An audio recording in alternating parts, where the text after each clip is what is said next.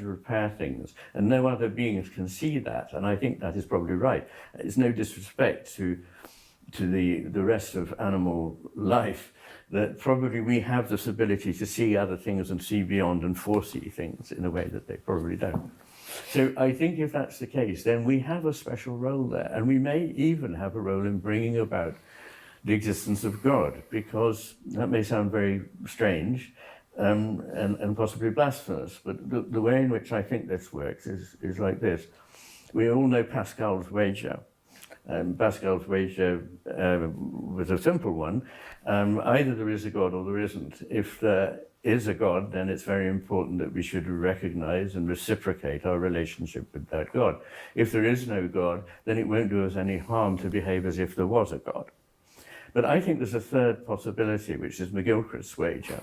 And it has the first two of Pascal in it, but there is a third one, which is that maybe we play a role in the development, the evolution, the furtherment, the fulfillment of whatever is divine.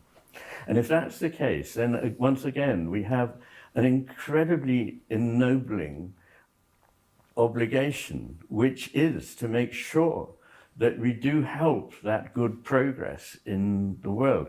So on various levels, to do with how we dispose our attention, the role we play in repair, the role we play in furthering and bringing about the divine, we can influence things. And we may not be able to stop certain specific wars or whatever, but that's never been part of what is imaged here. Part of what is imaged here is that we, like it or not, are gathered up into something that we have to respond to. And I believe that the reason for there being life at all, and especially human life, is because whatever it is that is the ground of being needs response. It needs that response. And while it can be satisfied by the response of the inanimate world up to a point, what life brings, because I believe all life is sacred, but also the inanimate is sacred as well. The difference is not that one suddenly is involved with consciousness and the other isn't. I think they're both manifestations of consciousness. But the thing about life is that it can respond enormously much faster and to a greater extent, so that things can move instead of having to wait for this very slow process.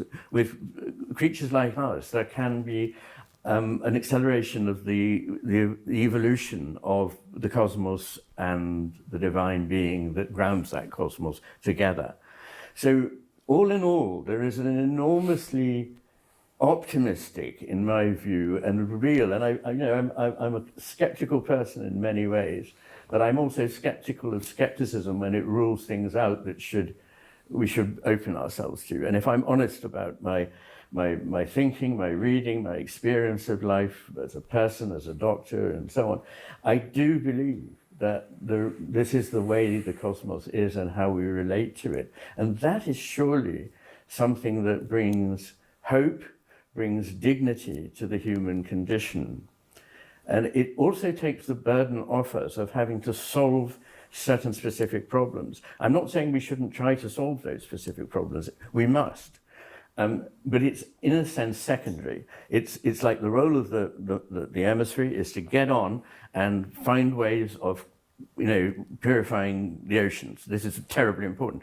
But it mustn't stop there, because, as I say, you could purify the oceans, you could save the rainforests, and if the only reason we did that was because of our own economy and for our own flourishing, we would have lost the main reason, which is because these things are powerful, beautiful, rich, complex entities that have their value in themselves. They are intrinsic in their nature, not of extrinsic use to us.